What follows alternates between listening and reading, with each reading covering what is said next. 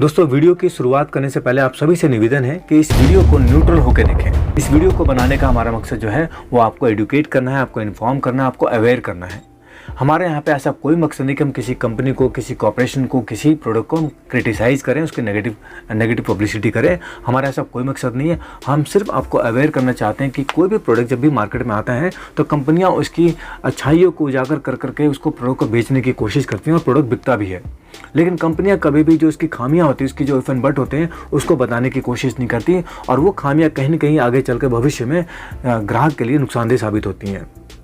तो आज हम बात करने वाले दोस्तों जीवन उत्सव के बारे में, जो कि LIC का न्यू लॉन्च प्रोडक्ट है, जो 29 नवंबर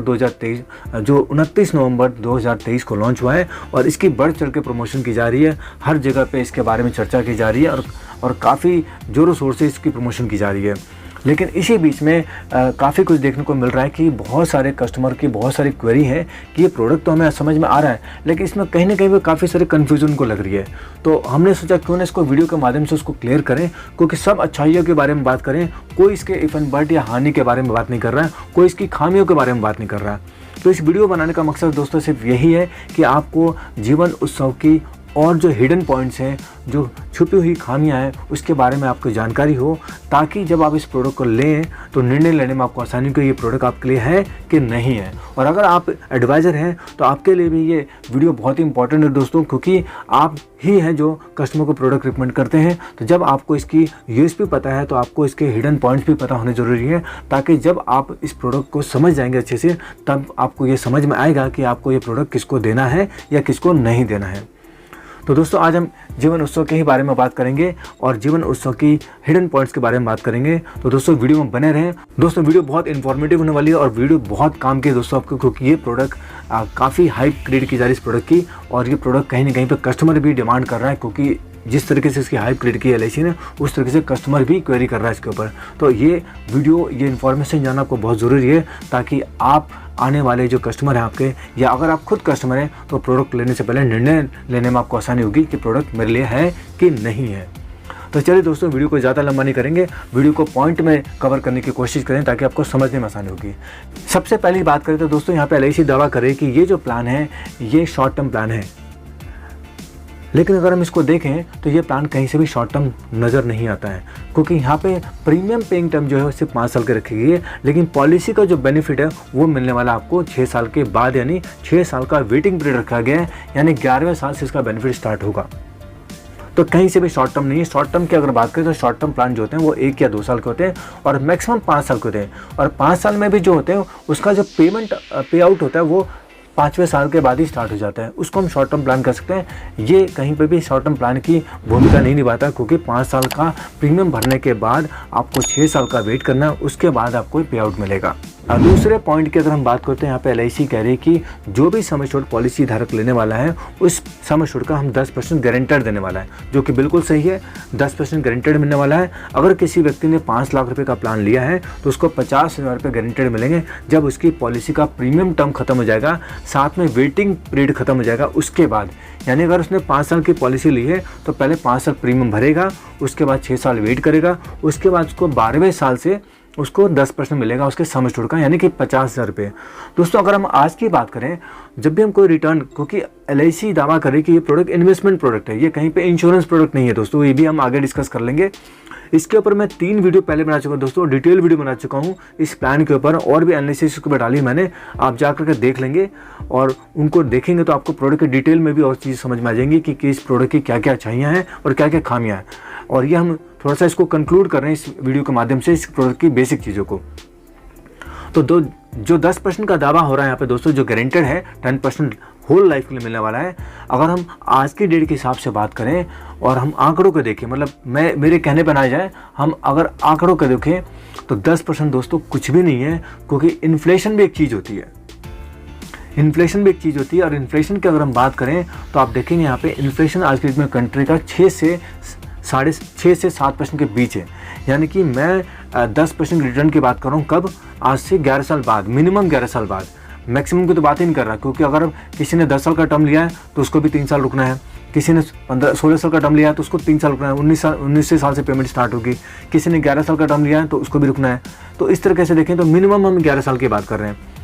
यहाँ पे देखिए आप चार्ट के हिसाब से देखेंगे जो हमारा जो इन्फ्लेशन रेट है वो 6.4 चल रहा है, ठीक है। 10% मुझे मिलने वाला है 11 साल बाद। अब 11 साल बाद मेरी इन्फ्लेशन कॉस्ट क्या रहेगी वो आप खुद ही अंदाज़ा मार सकते हैं जिस हिसाब से हमारी ग्रोथ चल रही है। तो ये कहीं पे भी लुक्रेटिव अमाउंट नहीं है, क्योंकि ये मेरे जो जमा पैसे हैं उसी का 10% मिलने वाला है। क्योंकि एवरेज अगर आप निकालेंगे तो जो प्रीमियम आपका बन रहा है 5 लाख रुपए के ऊपर, वो तकरीबन 1 लाख कुछ रुपए के आसपास बनेगा, 1,10,000 के आसपास। मतलब कि 5 लाख से ज़्यादा पैसा आप देने वाले हैं अपने सम एश्योर्ड से। और सबसे खास बात है कि इसमें GST भी आप पे करेंगे, जो कि आपको कहीं पे भी उसका बेनिफिट नहीं मिलने वाला है। और आप अपने अमाउंट से ज़्यादा पे करेंगे, लेकिन आपको जो अमाउंट मिलने वाला है 10% वो मिलने वाला है सम एश्योर्ड का, ना कि आपके इन्वेस्टमेंट अमाउंट का। तो 10% कहीं पे भी लुक्रेटिव अमाउंट नहीं है दोस्तों, क्योंकि इसका वेटिंग पीरियड बहुत ज़्यादा है। वहीं पे अगर मैं आज बैंकों की बात कर लूँ, आज किसी भी बैंक को उठा कर देख लेंगे तो जो बैंक का रेट ऑफ इंटरेस्ट है, ये आप लिस्ट देखेंगे, यहाँ पे बजाज फाइनेंस को हम छोड़ देते क्योंकि NBFC है, हम इसकी बातें हम बैंकों की बात कर लेते हैं। SBI बैंक के देखेंगे तो आज SBI बैंक का जो रेट है वो 7.10 रेट है FD का। वहीं पर अगर आप सीनियर सिटीजन है तो 7.60 है। ICICI बैंक का देखेंगे तो 7.10 है और सीनियर सिटीजन में 7.65 है। मतलब किसी का भी रेट ऑफ इंटरेस्ट 7% से कम नहीं है। तो जब मुझे 7% का रेट ऑफ इंटरेस्ट आज से ही मिल रहा है तो मैं उस चीज़ को लेने के लिए 10 साल का वेट क्यों करूँगा। आप ये सारे बैंक देख लेंगे यहाँ पे, IDFC bank, Kotak bank, Canara bank, yes bank, Indus bank, PNB bank, सबका रेट ऑफ इंटरेस्ट 7.75, 7.25, 7.85, 7%, इस तरीके से रेट ऑफ रिटर्न मिल रहा है मुझे, आज मिल रहा है। यहाँ पे पैसा मैं आज नहीं दूंगा, यहाँ पे पैसा मैं अगले 5 साल तक भरूंगा, 1-1.5 लाख रुपये भरूंगा। 5 लाख की पॉलिसी ली, उसके बाद मैं 6 साल वेट करूँगा, उसके बाद मुझे 10% मिलेगा। अगर मैं इस पैसे को आज ही मैं अपनी FD में डाल दूँ तो मुझे हर साल भी अगर 6% का रिटर्न मिल रहा है तो भी ये पैसा मेरा बहुत ज़्यादा बनने वाला है, क्योंकि यहाँ पे मेरे को पैसे पे कंपाउंड इंटरेस्ट का बेनिफिट मिलने वाला है, जो कि यहाँ पे कहीं पे भी मुझे कोई कंपाउंड इंटरेस्ट नहीं मिलने वाला। तो यहाँ पे भी अगर देखें तो ये जो 10% रेट ऑफ इंटरेस्ट है कहीं पे भी हमारी इन्फ्लेशन को बीट नहीं करता, तो ये पैसा आगे चलकर हमारा माइनस में ही जाने वाला है। और ये पैसा कहीं ना कहीं पे हमारा डेड स्टॉक में काउंट होगा, हमारी लाइबिलिटीज़ में काउंट होगा, ना कि हमारे एसेट्स में काउंट होगा। तो ये आगे चल के हमारे एक निर्णय गलत साबित हो सकता है कि हमने जो 10% की गारंटेड इनकम की बात की है, ये कहीं ना कहीं पर नेगेटिव जाएगा। हाँ, अगर आप यहाँ पे LIC ये करती कि 5 साल का प्रीमियम भरने के बाद 6ठे साल से पेमेंट कर देती, तो भी ये जस्टिफाई था कि ये होल लाइफ प्लान कहीं ना कहीं बड़ा बेनिफिशियल होता है कस्टमर पॉइंट ऑफ व्यू से, कि उसको अब लाइफ टाइम मिलने वाला 10%। लेकिन यहाँ पे ऐसा LIC ने नहीं किया। यहाँ पे LIC ने एक टेक्निकल कह लीजिए चाल चल दी कि 5 साल का PPT बता दिया, 6 साल का वेटिंग दे दिया और 10 साल दे दिया सम एश्योर्ड का। अब यहाँ पे आते हैं तीसरे पॉइंट पे। तीसरे पॉइंट की बात करें दोस्तों, जो कि अगर इंश्योरेंस एडवाइजर से किसी भी पूछेंगे या किसी भी जानकार से पूछेंगे तो इंश्योरेंस आदमी लेता किस लिए।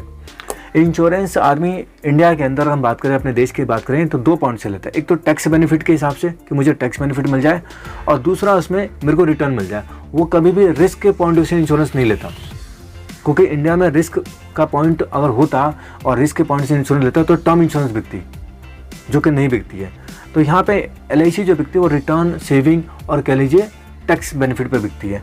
तो अगर यहाँ पे टैक्स बेनिफिट की बात करें दोस्तों, तो यहाँ पे किसी भी तरीके का कोई टैक्स बेनिफिट नहीं मिलने वाला। ये जो 10% की हमने पिछले पॉइंट में बात की, ये 10% भी टैक्सेबल होने वाला है, क्योंकि as per income tax law section 80C और सेक्शन 1020 के तहत, यानी अगर आपकी इंश्योरेंस पॉलिसी का जो प्रीमियम है वो उसका 10 टर्म रिस्क कवर अगर आपका नहीं है तो आपको उसकी मैच्योरिटी पे टैक्स बेनिफिट नहीं मिलने वाला। यहाँ पे अगर हम बात करें जो 10% की, 10% दोस्तों मैच्योरिटी बेनिफिट नहीं है, ये 10% सर्वाइवल बेनिफिट है, यानी कि मनी बैक है। लेकिन 1010D मनी बैक के अंदर भी आता है, सर्वाइवल बेनिफिट में भी आता है और मैच्योरिटी में भी आता है। यानी जो भी पैसा पॉलिसी की मैच्योरिटी पे या कैशबैक के रूप में मिले या सर्वाइवल बेनिफिट के मिले, ये सब अंदर 1010D सेक्शन के अंदर आते हैं। तो यहाँ पे 1010D सेक्शन के अंदर ये नहीं आ पाती है, क्योंकि हमारा जो रिस्क कवर बनता है वो 10 टाइम नहीं बन पाता प्रीमियम का, क्योंकि 5 लाख का जो पॉलिसी का प्रीमियम जो है 5 साल के टर्म पे तकरीबन 1,10,000 के आसपास बनता है, जो कि उसका 10 टर्म देखें तो 11 लाख रुपये बनना चाहिए, जो कि 5 लाख रुपये रिस्क कवर है। तो यहाँ पे देखेंगे तो ये टैक्स बेनिफिट हमें नहीं मिलने वाला है, यानी इस पर TDS भी कटने वाला है और इनकम टैक्स भी जाने वाला है। तो ये भी चीज़ खत्म हो गई। अब चौथे पॉइंट की बात करें, जो सबसे मेन पॉइंट है इस प्लान का, सबसे बड़ा जो हिडन पॉइंट है वो दोस्तों ये है कि इसके अंदर कोई मैच्योरिटी बेनिफिट ही नहीं है। मतलब कि जो भी पैसा हम जमा करने वाले हैं उस पैसे का कोई रिटर्न ही नहीं आने वाला। नो मैच्योरिटी, जब कोई मैच्योरिटी नहीं तो कोई बेनिफिट ही नहीं, मैच्योरिटी बेनिफिट है ही नहीं इसके अंदर। तो ये एक सबसे बड़ा लॉस है कि मैंने एक पैसा 5 साल लगा करके इकट्ठा किया कि मेरे कल को काम है। तो पहले तो मुझे 5 लाख रुपए पे जो मैंने 5 लाख के लिए पैसा जमा किया है उसका मैंने 6 साल 10 साल वेट किया, उसके बाद मुझे उसका 10% मिल रहा है, उसका मुझे कोई मैच्योरिटी बेनिफिट भी नहीं मिल रहा है। यानी कल को मैं अगर विड्रॉ करना चाहूँ सरेंडर करना चाहूँ पॉलिसी को तो मुझे कोई बेनिफिट नहीं मिलने वाला है, क्योंकि यहाँ पे मैच्योरिटी बेनिफिट नहीं है। तो सरेंडर फैक्टर भी जीरो के तरीके से ही है, बहुत कम पैसा मिलेगा, जो कि ना के बराबर कह सकते हैं आप। कई लोगों का कहना यहाँ पे होगा जो एडवाइज़र होंगे कि सर इसमें देखो पहले दिन सर रिस्क कवर भी मिल रहा है आपको, मतलब इन्वेस्टमेंट तो हो रही है साथ में रिस्क कवर मिल रहा है। तो अगर हम रिस्क कवर की बात करें तो दोस्तों यहाँ पर रिस्क कवर ना के बराबर है। 5 लाख रुपए का रिस्क कवर लेने के लिए मैं 1 लाख रुपए का प्रीमियम पे कर रहा हूँ दोस्तों, 1,10,000 रुपये का प्रीमियम पे कर रहे हैं हम। तो 1,10,000 रुपये बहुत बड़ा अमाउंट होता है दोस्तों 5 लाख का रिस्क कवर के लिए। 5 लाख का रिस्क कवर अगर मैं आज की डेट में किसी भी सरकारी बैंक में जाऊँ तो प्रधानमंत्री जीवन ज्योति योजना, प्रधानमंत्री बीमा सुरक्षा योजना के तहत 330 रुपये में 2 लाख का रिस्क कवर मिलता है, 330 रुपये में। तो मैं वहाँ पे 1,10,000 रुपये क्यों दूंगा? अगर मुझे risk cover point of view से बात करनी है तो 330 रुपये मेरे को कवर मिल रहा है 2 लाख रुपये का, और 700 रुपये में किसी भी गाड़ी के इंश्योरेंस के साथ 15 लाख का एक्सीडेंटल इंश्योरेंस मिलता है। तो यहाँ पर रिस्क कवर दोस्तों ये बिल्कुल कह लीजिए कोई पॉइंट नहीं बनता है इस पॉलिसी पर रिस्क कवर, क्योंकि LIC का यहाँ पे मकसद रिस्क कवर देना नहीं था। LIC का मकसद यहाँ पे इन्वेस्टमेंट को उठाना था, प्रीमियम को उठाना था। तो यहाँ पे और हम 5वें पॉइंट की बात करते हैं, यहाँ पर रिस्क कवर भी कुछ भी नहीं है, रिस्क कवर ना के बराबर है। यानी पॉलिसी धारक की अगर डेथ हो जाती है एक प्रीमियम भर के भी तो उसको सिर्फ बेसिक सम एश्योर्ड मिलने वाला है, या प्रीमियम का 107 गुना मिलने वाला है, या सम एश्योर्ड प्लस जो गारंटेड एडिशन है वो मिलने वाला है। तो यहाँ पे देखेंगे मोटा मोटा उसको 5 लाख रुपए ही मिलेंगे। और गारंटेड एडिशन की बात करते हैं, यहाँ पे जैसे LIC ने बोला है यहाँ पे हम 40 रुपये गारंटेड एडिशन दे रहे हैं हर साल। तो अगर 40 रुपये भी जोड़ देते हैं 5 लाख के ऊपर तो 20,000 रुपये बनते हैं दोस्तों। यानी 5,20,000 रुपये उसको मैक्सिमम अमाउंट मिलेगा उसकी डेथ पे, जब उसने अगर उसकी डेथ 1 साल के अंदर होती है। छठे पॉइंट की दोस्तों बात करते हैं, ये LIC का इस प्लान का सम एश्योर्ड, यानी कि 5 लाख रुपये की मिनिमम पॉलिसी स्टार्ट होती है। ये भी एक बड़ा ड्रॉबैक है, क्योंकि LIC के अगर हम ऑडियंस को देखें, LIC के क्लाइंटेज को देखें तो LIC का जो क्लाइंटेज एवरेज 2 लाख रुपये का सम एश्योर्ड में कंफर्टेबल रहता है। तो 2 लाख के सम एश्योर्ड की प्रीमियम काफ़ी कम आता है। यहाँ पे LIC अगर ये कह दे कि यहाँ पे हमारा टारगेट यंगस्टर्स है, तो दोस्तों यंगस्टर्स से आपको बता दूँ, आप भी जानते होंगे, अगर आप कस्टमर हैं और यंगस्टर्स हैं तो आप भी इस चीज़ को समझते होंगे, और अगर आप एडवाइज़र हैं तो भी आप इस चीज़ को फील्ड में महसूस करते होंगे। अगर हम यंगस्टर्स की बात करें दोस्तों तो यंगस्टर्स में इतना पेशेंस नहीं है कि 5 साल का प्रीमियम पे करेगा, 6 साल वेट करेगा, उसके बाद रिटर्न की बात करेगा। यंगस्टर बहुत आज का यंगस्टर जो है टेक सेवी है और साथ में काफ़ी स्मार्ट है, उसको काफ़ी सारी जानकारी हमसे पहले होती है, और वो कहीं ना कहीं टेक सेवी होने की वजह से वो ट्रेंडिंग चीज़ों पे जाता है कि आज के ट्रेंड में क्या चीज़ें चली। तो आज के ट्रेंड की अगर हम बात करें तो आज का trend mutual fund, stock market की तरफ है, तो उसका झुकाव वहाँ पे ज़्यादा है। अब हम बात करते हैं सीनियर सिटीजन की बात कर लेते हैं, या मिड साइज एज की बात कर लेते हैं, जिनकी एज 40-45 साल है, उनकी अगर हम बात करें तो यहाँ पे दोस्तों 5 लाख की पॉलिसी का प्रीमियम जहाँ पे 1 से 1.5 लाख रुपये आना है, तो यहाँ पे वो भी अफोर्ड करना बहुत मुश्किल हो जाता है, क्योंकि यहाँ पे वेटिंग पीरियड बहुत ज़्यादा है। ये सेगमेंट भी अगर FD में जाएगा तो उसको अच्छा रिटर्न मिलने वाला है, बशर्ते ये इस प्लान के साथ में। तो कहने का मतलब दोस्तों है कि इस प्लान को हमने कोशिश की, हमारी टीम ने, कि जो भी इसमें इफ एंड बट था हम लेकर आए, ताकि हम अपने कस्टमर को एडुकेट कर सकें, अपने एडवाइज़र को एडुकेट कर सकें, ताकि वो भी आगे जब किसी के पास जाए तो उसको समझा सके इस प्लान की अच्छाइयाँ क्या हैं। ये तो सभी जानते हैं, लेकिन इस प्लान की कुछ खामियाँ क्या हैं वो भी इसको पता होना चाहिए as a advisor, as a customer. तभी इस प्रोडक्ट को लेने में उसको मज़ा आएगा, इस प्रोडक्ट का निर्णय लेने में उसको मज़ा आएगा कि मुझे प्रोडक्ट मिले है कि नहीं है। तो हमने कोशिश की दोस्तों, और उम्मीद करते हैं कि ये कोशिश कहीं ना कहीं कामयाब रहेगी। और इसके अलावा आपके कोई भी अगर डाउट इस प्रोडक्ट को लेकर के आप कमेंट में लिखेंगे, हमारी टीम और हम कोशिश करेंगे आपको जवाब जल्द से जल्द लेने की। तो आखिरी संदेश दोस्तों यही देना चाहूँगा कि इस प्रोडक्ट को लेने से पहले अपने एडवाइजर के साथ बैठें और पूरी रिसर्च करें, उसके बाद आकलन करें कि ये प्रोडक्ट आपके लिए सूटेबल है कि नहीं है, तब इस प्रोडक्ट को लें। और नहीं तो दूसरे विकल्प पे जा सकते हैं, और काफ़ी सारे विकल्प LIC के पास उपलब्ध हैं जो इससे बेटर विकल्प है, आप वहाँ पर भी जा सकते हैं। तो दोस्तों इस वीडियो को देखने के लिए और इस इन्फॉर्मेशन को सुनने के लिए आप सभी लोगों का बहुत बहुत धन्यवाद। दोस्तों उम्मीद करता हूँ इन्फॉर्मेशन काम के लगी होगी। दोस्तों इन्फॉर्मेशन काम के लगी तो वीडियो को लाइक जरूर करें, चैनल को सब्सक्राइब जरूर करें, साथ में इस इन्फॉर्मेशन को अपने तक सीमित ना रखें दोस्तों, ये अपने और भाइयों में भी फॉरवर्ड करें, ताकि उनको भी ये जानकारी मिल सके और वो भी अपने आप को अपडेट कर सकें। तो दोस्तों इस वीडियो को देखने के लिए आप सभी लोगों का धन्यवाद। मिलेंगे अगले वीडियो में अगले टॉपिक साथ, तब तक के लिए नमस्कार, जय हिंद, जय भारत।